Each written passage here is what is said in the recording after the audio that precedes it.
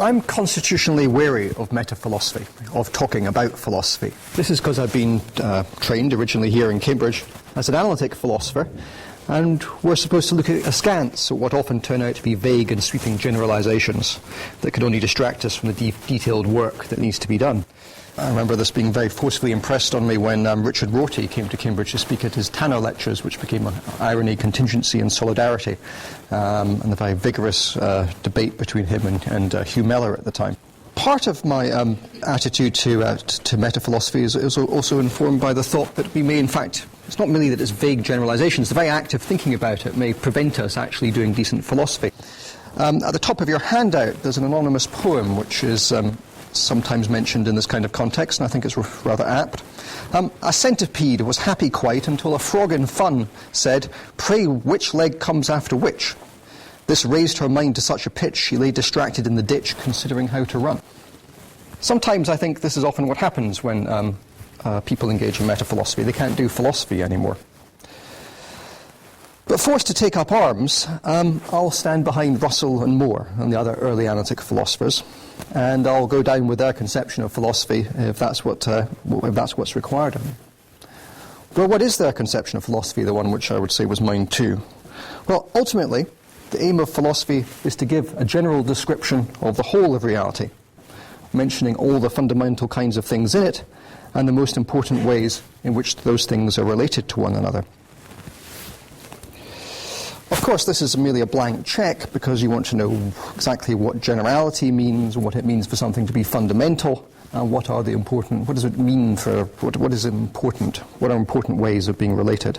Indeed, what does it mean to be related? Nonetheless, I think this gives us a rough shape for what philosophy ultimately should turn out to be, and it distinguishes philosophy from science in the following useful fashion. Philosophy, by contrast to science, concerns itself with the fact that such and such are the only kinds of things that are. Because of its general character, philosophy also enters into questions of exclusion about what there is and isn't in reality, as well as what there is, and often realizing what there isn't gives us a broad insight which would be otherwise lacking. So that's my general view of philosophy and how it's related to science. But what about the history of philosophy, which is another matter we've been asked to engage with? Well, on the face of it, not very much. It looks as though philosophy should be as forward-looking as any other scientific subject. But there's good reasons why philosophers are more concerned with their history than others who are engaged in a scientific endeavour. And this is because of its synoptic character. Philosophy is further removed from the tribunal of experience than any other discipline. The underdetermination of theory by data, to use Quine's terminology, is far greater there than elsewhere. So philosophy is far less certain than any other discipline. In such a state of uncertainty, it's hardly surprising that we should often rely upon the concepts and arguments of our great forebears to illuminate the path in front of us. In a sense, history of philosophy stands to contemporary philosophy in something like the way you might think of pure mathematics standing to applied mathematics. The pure mathematics provides this storehouse, this treasure trove of forms and structures that may be used by the applied mathematician in particular cases. Similarly, as contemporary philosophers, we can often draw upon what our great forebears have said to try and give us insight into the very problems that concern us now. But it's no less surprising that only by distinguishing the concepts they applied more keenly than they did, and unravelling their arguments, that we're able to appreciate the extent to which our preoccupation with them has distorted our vision of what lies ahead, and indeed led us astray. Indeed, it's often only by looking into very detailed issues concerning the historical context and even the psychology of the philosophers in question, perhaps we can unravel the concepts in a way that will let us see things more clearly. Of course, I don't think this is an interesting conception of philosophy. I don't think any of you will be surprised by what I've just said. But why should one expect that there's anything especially interesting to be said here? Why think there's something interesting to be said about philosophy itself rather than what philosophers say about reality itself? Well, I'm going to try and make my conception of philosophy and its relationship to the history of philosophy clearer by reflecting upon the debate between Russell and Wittgenstein about the nature of judgment. it might be better to actually put it in first order rather than second order terms. I will try and make clear how my conception of reality has been informed by reading the seminal exchanges between these great historical figures about how order arises in the world and how thought directs itself upon these ordered things we find in the world. Okay, so I'm claiming to share a conception of philosophy with the early analytic philosophers in Cambridge. One thing that was deeply important to them in the conception of philosophy they advanced at that time was the necessity for relations. Russell, looking back in a survey paper called Logical Atomism in 1924, in a volume dedicated to assessing the state of philosophy at the time, said the question of relations is one of the most important that arises in philosophy, as most other issues turn on it. Well, why did he say that? Why did he say these things? Well, order is a fundamental feature of the world we inhabit. We find things and events arranged in space and time. We find events arranged by causation, configured according to the laws of nature, apt to be counted and measured by placing the things which are here in the material world in some sort of correspondence to abstract items described by mathematics. Our thought and our talk reaches out to describe and reflect upon the things we find ordered in the world. But how is any of this possible? If order isn't possible, then we will have to condemn what science and common sense say about the world to the bin of appearances and self-contradictions. If there is no order, then the true reality, which cannot be ordered, will be confined to inscrutable something, concealed behind the phantasmagoria of number, space, time, and matter. And indeed, that was exactly the conception that Bradley proposed in 1893 in his appearance in Reality. The world we encounter, because it fundamentally consists in things related to one another in these ordered ways, cannot ultimately be intelligible, must be mere appearance, because order is unintelligible. So reality must be something fundamentally unordered, but since we don't encounter it, remains ultimately inscrutable to us. Now, Bradley had some 2 or 3 famous arguments designed to convince us that order was impossible, there could be no relations. I'll just briefly mention his famous regress argument, which he arrived at by reflecting upon Zeno's paradoxes about motion. If a relation is to relate some things, then it must either be something to those things it relates, or it must be nothing. If it's nothing to the things that it relates, then it can't relate them.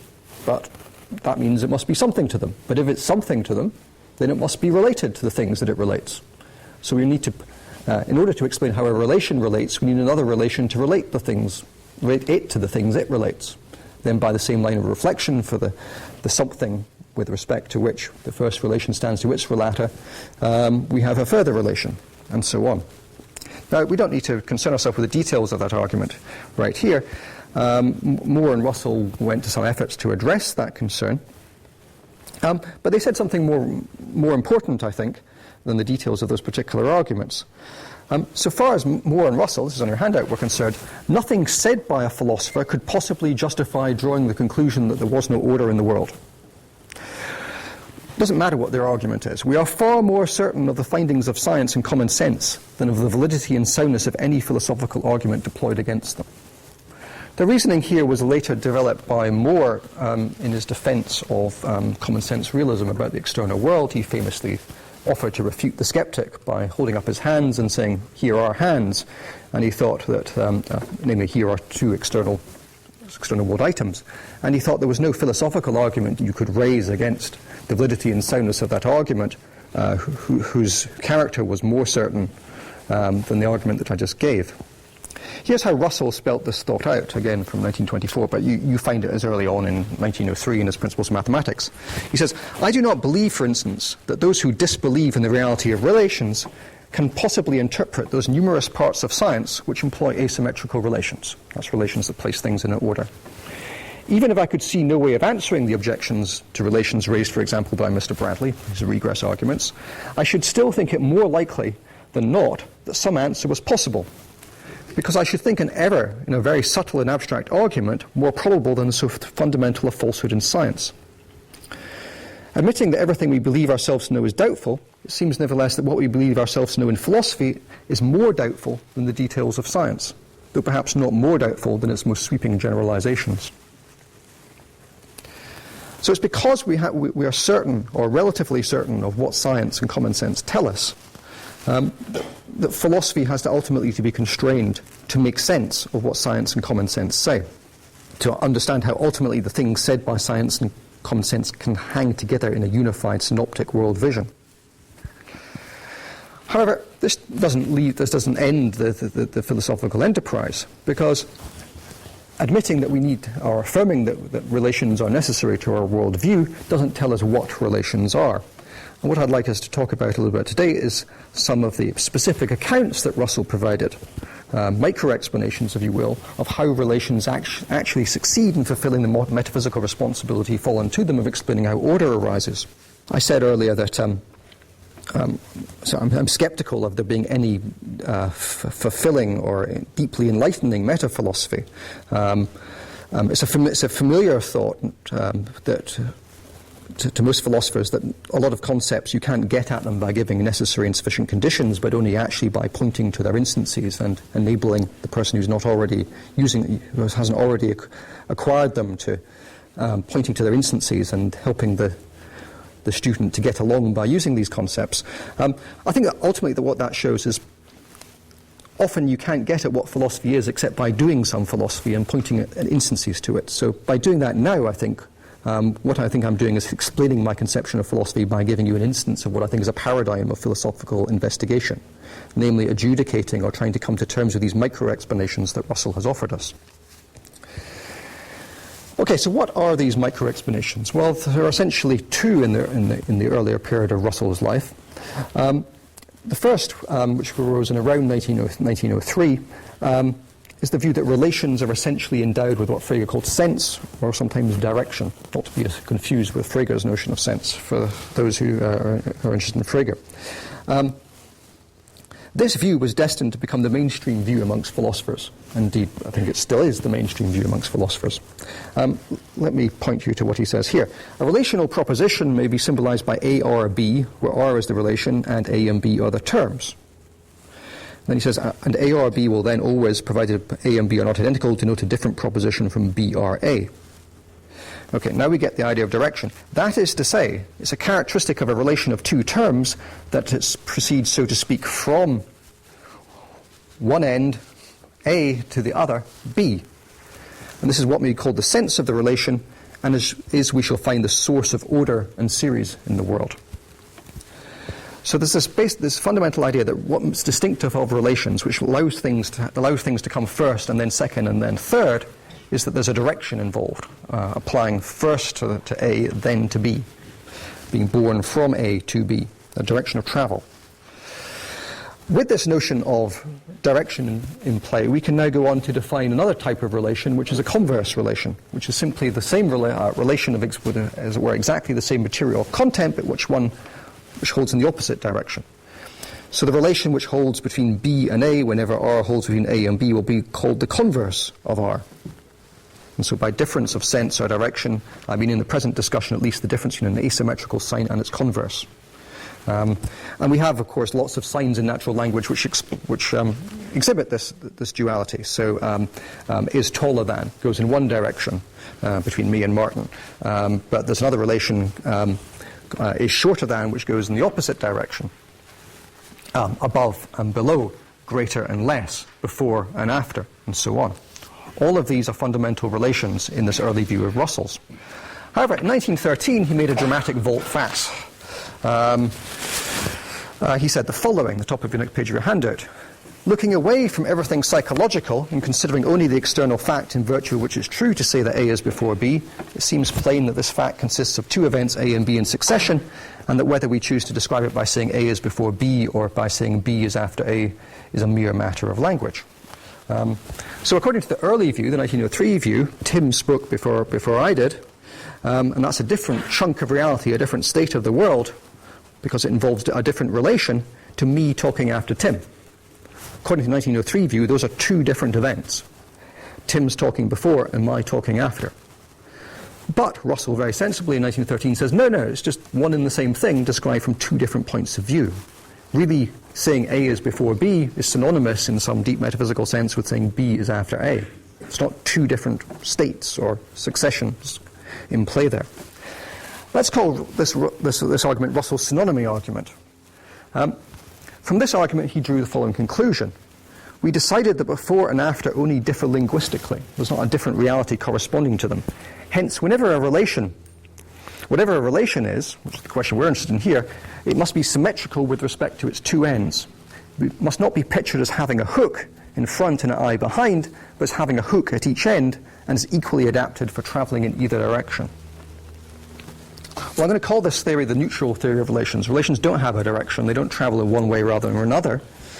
And it was swiftly dropped. And Russell subsequently returned to his early view that relations are inherently directional. But why was this?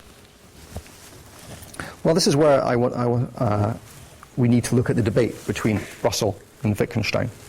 An example, and I'm using this as an example of how we can get clearer about what's going on in one part of a philosopher's discussion by looking at his exchange with the other philosophers on something which, on the face of it, is actually a distinct subject. Well, having introduced you to Russell's two theories of relations, I'd like you to introduce what relations are. I want to introduce you to two theories that Russell had adopted about the nature of judgment, an early and a late theory as well. At the turn of the 19th century, Moore and Russell conceived of propositions in a special way. They were essentially external items. Concerned to avoid the fate of the idealist philosophers in Oxford, they wanted to maximize our exposure of the human mind to what there is in reality, not to hide us behind a veil of appearances in the way that Bradley had suggested.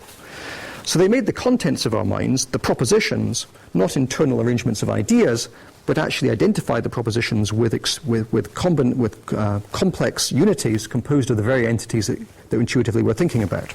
So famously, Russell declared to Russell in 1901 that when you think about Mont Blanc and all its snowfields is literally a constituent of your thought. There's no intermediary that you're acquainted with which gives you access to that proposition. Rather, your thought reaches directly out and encapsulates Mont Blanc with all its snowfields. That's what we're all doing right now. Judgment is then conceived as a binary relation between a subject and a proposition conceived of this external complex composed of the propositional constituents. So S judges that P gives the logical form of judgment, takes you from a subject to a proposition which is a unified complex entity. Now, Russell and Moore started to worry about what is this complex entity to which we're related by judgment.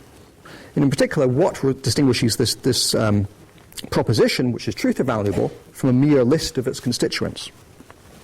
What distinguishes judging A or B from simply entertaining in one's mind A and then R and then B? Well, the answer that they gave at the time was the presence of a relating relation. I can think that Martin is taller than I am, and what I'm doing when I think that is thinking about a complex where taller than relates first Martin to me. But there's another proposition I can also entertain, which is that I am taller than Martin. What makes that a truth or valuable unity? Well, the answer is because it's a relation. So Martin's a good deal taller than me, if any of you are wondering. For me to think that I am taller than Martin, the relation has to really relate. So taller than does travel from me to Martin, just as it travels in the converse proposition from Martin to me. But how can that be? If it's false that I'm taller than Martin, how can the relation really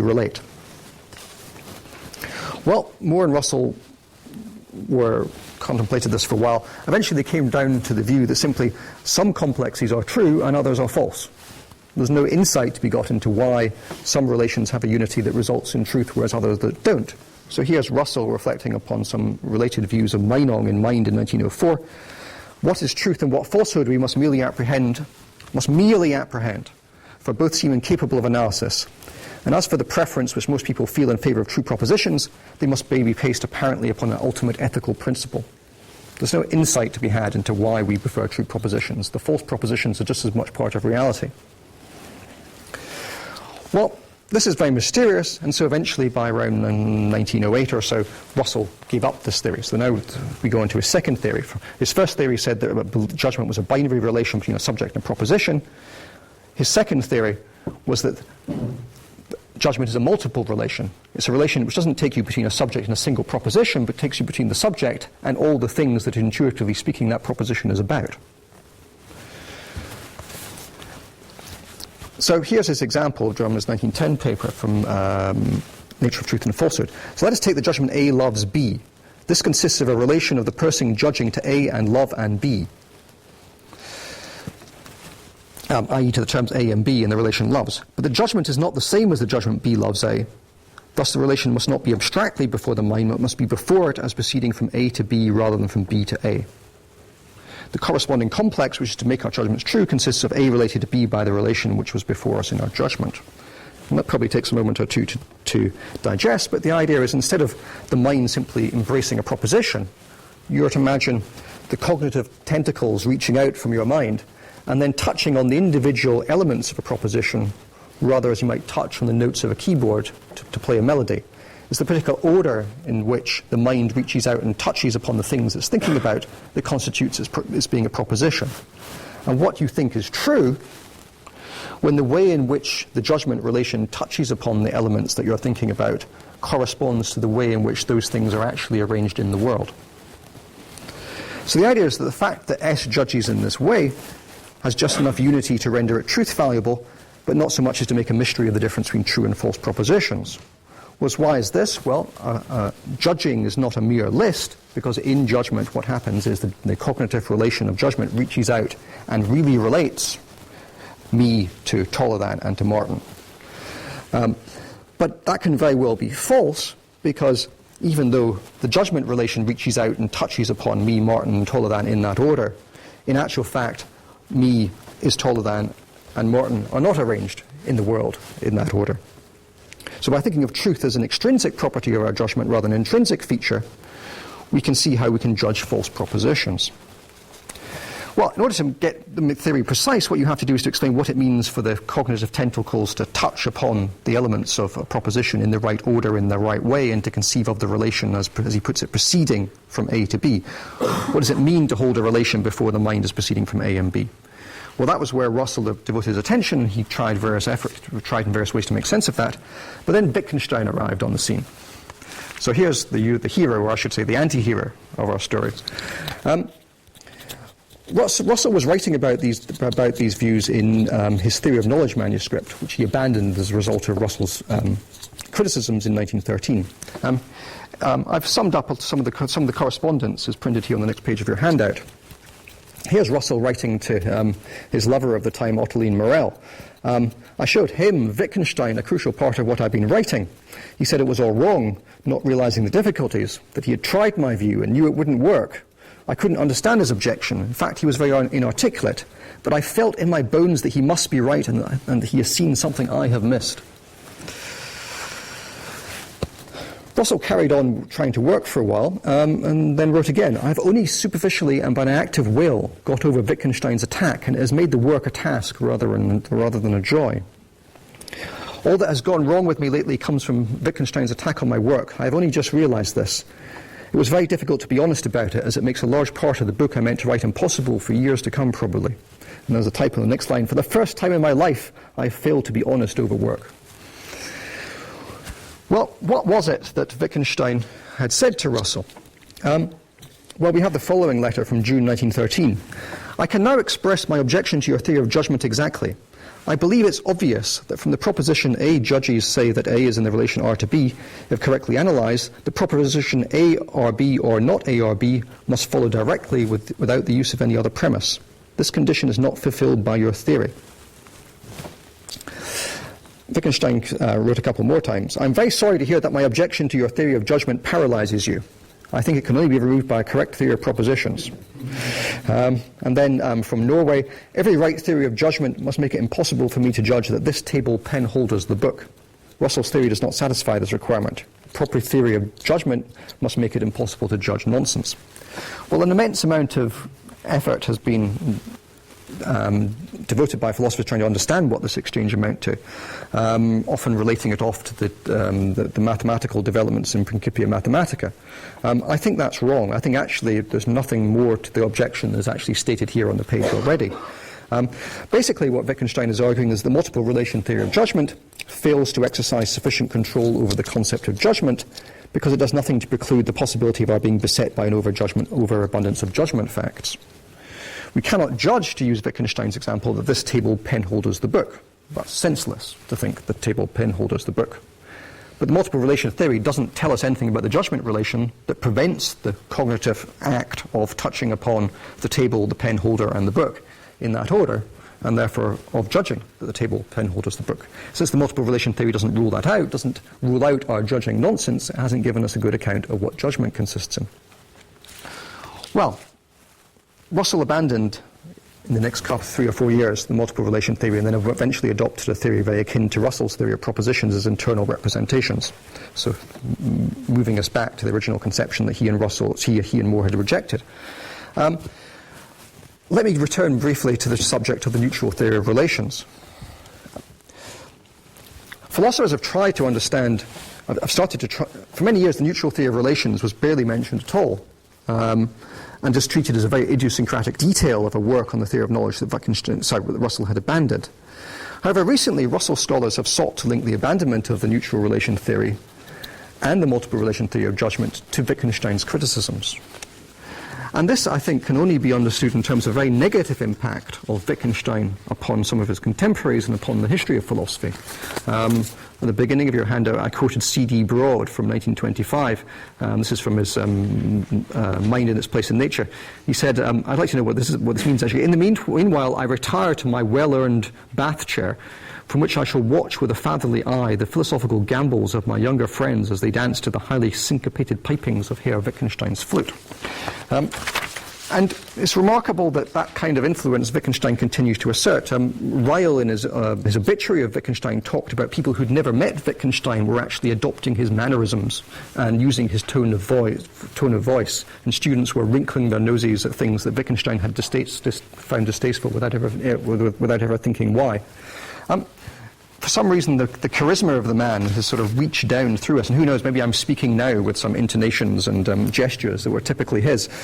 But what recent Wittgenstein scholars have done is they've tried to interpret these criticisms as the abandonment of the neutral relation theory and the multiple relation theory as going hand in hand. So there's a quotation which I won't bother reading to you from Thomas Ricketts, a notable scholar of this area of analytic philosophy, history of analytic philosophy, who thought that really well, let me just read the beginning of it. Wittgenstein does not mention the problems that asymmetric relations pose for the theory. He doesn't mention the connection between the theory of relations and the multiple relation theory of judgment. However, on 20th of May 1913, immediately before Russell drafted the chapter in Theory of Knowledge in which he identifies relations and their converses, Wittgenstein in conversation presented Russell with objections to a previous version of the multiple relation theory. The chronology, combined with Russell's reversal of a position that had been stable since 1903, leads me to suspect that Wittgenstein was the source of the synonymy argument. That's the argument that says A is before B is the very same state as B is after A. So mere circumstantial evidence is used to explain why it is that Russell abandoned the theory, and the credit is given to Wittgenstein for coming up with a synonymy argument that makes the earlier theory of relations seem credible. But this can't be right, because Russell had already come up with a synonymy argument, sorry, I have a typo there, in 1903, when Wittgenstein was still only 14. And it can't really be credible that he'd already thought it up then. What we find in 1903, going back to the principles, he says there in the middle of that quotation, are A or B and B converse are A really different propositions, or do they only differ linguistically? Maybe held there's only one relation R, and that all necessary distinctions can be obtained from that between A or B and B or A. So this very same thought was actually present in 1903. So that wasn't really what was causing Russell to give up the neutral relation theory. Indeed, 11 days after Wittgenstein visited Russell, we actually find much later on in the manuscript a different reason for abandoning the neutral theory, which is the next quotation in your handout. One special objection is that in order to regard the associated complex as non-permutative, we have to regard its atomic constituents, x1, x, c1, y, gamma, and so on, as really its constituents. And what is more, we have to regard the corresponding propositions as constituents of the proposition. This seems to demand a mode of analyzing molecular propositions which requires the admission they may contain false atomic propositions as constituents, and therefore to demand the admission of false propositions in an objective sense. Now, this is a difficult passage, And I'm not surprised that most commentators have just passed over it, because it's actually very involved. What I want to be able to do now is to try and show you what that means rather quickly. To do that, I'll need to tell you a little bit more about how the neutral relation theory is supposed to work. Okay, so it's got 3 steps. Level 0 is basically the idea that we should be able to dismiss alternative conceptions of relations. So, the 1903 theory says that if we've got A is taller than, if we've got A is taller than B, that's a different state from B is shorter than A. The 1913 theory says it's the very same. Why believe that? Well, one theory might be that you feel wary of admitting both that Martin is taller than me and I am shorter than Martin. You might admit that's the very same state, but say that's because taller than has some sort of priority. Shorter than is just another way of saying that someone is taller than. But the problem there is simply it's very difficult to say why there's priority in the taller person or why there's priority in the shorter person. So what Russell does is he runs through, I won't bother with the quotation, he runs through various examples and says that often you just cannot find any reason to give priority to one term rather than another. I mean, it's not as though mathematicians are going to wake up one morning and discover that the greater than is the true relation and we can delete less than from all the fundamental texts. So then what he does is he goes on to provide an alternative explanation. And his first explanation, which is the intuitive one, is that we distinguish relations in terms of argument positions, something like the idea that Frege had. So is taller than has got 2 positions in it, the position occupied by the taller thing and the position occupied in it by the smaller thing. And the difference between Martin is taller than Fraser and Fraser is taller than Martin is that in between those 2 propositions we've reversed our occupation of the argument positions. In the first one, Martin went into the first argument position, I went into the second. In the reverse proposition, we swap over like that. That's this level 1 analysis. The level 2 analysis that Russell offers is that we should, instead of thinking of positions as fundamental to our architecture of the universe, we think of relations as being fundamental. So instead of saying that I occupy a position of the argument position, don't think of the relation as having any structure of its own, but rather think of me as being related in a special way to the relation. In this case, the being taller than way to the relation. And sorry, that's the relation that is the metaphysical embodiment of occupying the first position, and then the being shorter than, that relation born to that relation, that's what constitutes occupying the second position. So instead of thinking, so eventually we end up with a view here according to which what it means for ARB is for there to be some basic state or event. And what makes it the case that ARB rather than BRA is that there are further relations that relate A and B to that relation core. Now, if you look at the top of page 6 and read the second quotation, the sense of a relation, or the direction of a relation, is derived from the 2 different relations which the terms of a dual complex have to the complex which constitute position in the complex. Sense or direction is not in the relation alone or in the complex alone, but in the relations of the constituents to the complex which constitute position in the complex. So that's the position I was just trying to, the view I was trying to outline. So the idea is associated with any given relation. There's a variety of these positional relations which relate you to the things which you're related by. Now, here's the real problem. Here's my elucidation of the previous quotation. What we've got here is a theory, a neutral theory of relations, that's incompatible with the multiple relation theory of judgment. Why so? In order to judge the ARB where R is asymmetric, the subject must be related to it to a variety of complexes which intuitively speaking locate A and B in the respective slots of R. So to believe that ARB is to think that there's one state whereby A is related to R in a certain kind of way, and there's another state in which B is related to R in the converse way. The problem is that if ARB isn't true, then those complexes won't exist.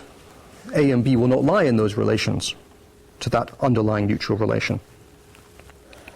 And so the subject cannot be multiply related to these complexes in order to judge the ARB. So the subject cannot intelligibly judge a false proposition. So roughly speaking, what's happening here is that because we need to think of Russell as thinking about thinking of any judgment of an asymmetric relation as being a quantified judgment, which involves quantifying over complexes, in the absence of those complexes, you can't even entertain the belief. Well, importantly, this isn't a new problem, but the resuscitation of an old problem, the problem of false propositions, because remember, that was the problem which Russell had with his 1903 theory, which he became aware of in 1904 when Wittgenstein had now advanced to the age of 15. So we've got a succession of problems here which Russell is working out with his theory, which are not owed to Wittgenstein at all. In fact, are elaborating on what he said previously. So,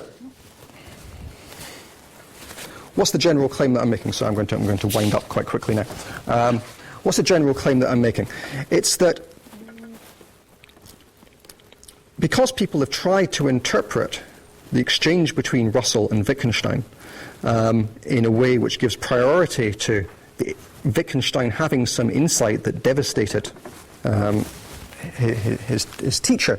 And often when you read commentary on these errors, there'll be talk of gross confusions and clumsy errors on the part of Russell and so on, whereas there's just this effortless brilliance where Wittgenstein just sees through to what's wrong with the theory without having to go through any details of the theory. In actual fact, I think that's a very wrong picture of the history of what actually happened. What we actually see here is Russell doing analytic work, figuring out that the neutral theory runs into various compatibilities and incompatibilities with other commitments that he has, indeed ones which are indeed illuminating for us. And so let me quickly say why I think that is. Well, the subsequent developments which are outlined on the remainder of your handout, what they do is they give further evidence, I think, that Russell wasn't being pushed and pulled simply by these criticisms that I've quoted from Wittgenstein. Why is that? Well, he gave up the neutral relation theory whilst continuing to hold on to the multiple relation theory of judgment. He didn't give them both up, he just gave up one of them. Indeed, he returned to the original theory of relations that they have direction, which is compatible with the multiple relation theory of judgment. What he subsequently went on to do was to try and offer further clarification of the multiple relation theory of judgment, which we find in his lectures on the philosophy of logical atomism. In these lectures are often described by commentators as simply being a no-theory theory. If you look at the top of page 7, Stuart Candlish, in his influential book on the Russell-Bradley dispute, says, "What is clear to Russell is that he has nothing better to offer in response to these difficulties, and at this point he leaves them unresolved." So poor old Russell, just not able to keep up the pace, just gives up. But I think that's actually very wrong. In fact, there are rich insights yet to be gleaned from the lectures on philosophy of logical atomism that Wittgensteinian commentators have left out. Let me just quickly conclude by saying what one of those insights really is. If you look at the next quotation, the third quotation down from page 226, he points out that I can believe that this is white and that 2 and 2 are 4. They are quite different forms, and yet one can believe both. So he's pointing out that indeed we can understand propositions of different forms. And a judgment relation should accommodate our being able to think judgments of different forms. Therefore, it would seem that belief cannot be strictly logically one in all different cases, but must be distinguished according to the nature of the proposition that you believe. This means that belief itself cannot be treated as being a proper sort of single term. Belief will really have to have different logical forms according to the nature of what is believed. So the apparent sameness of believing in different cases is more or less illusory. So there's no single judgment relation anymore. That's what's being given up. Now, how does that help us answer Wittgenstein's criticisms? What's the insight which I see lurking behind these remarks? Well, the insight is that what Wittgenstein's primary complaint was that if the cognitive judgment, if judgment is unconstrained, we can judge things in impossible orders and also impossible arrangements, and that wouldn't really be to judge at all. That's because in his early theory of judgment, all the different terms of what you're thinking about are all placed on a level. Now, we can address that worry by not thinking of things that which we judge as being on a level. Rather, we need to think of judgment as having a logical articulation which gives a special focused position to the relations and distinguishes them from other mere objects. What I take this remark here to be that belief itself cannot be treated as a proper sort of single term is an effect which you might put in a slightly more logical way by saying that belief is a function. Belief is a function which will take you from relations as arguments and deliver as values something like judging in that particular kind of way. So in addition to the relation of loves, there's judging lovingly. So more generally, belief is a function that takes you from R to judging Rly.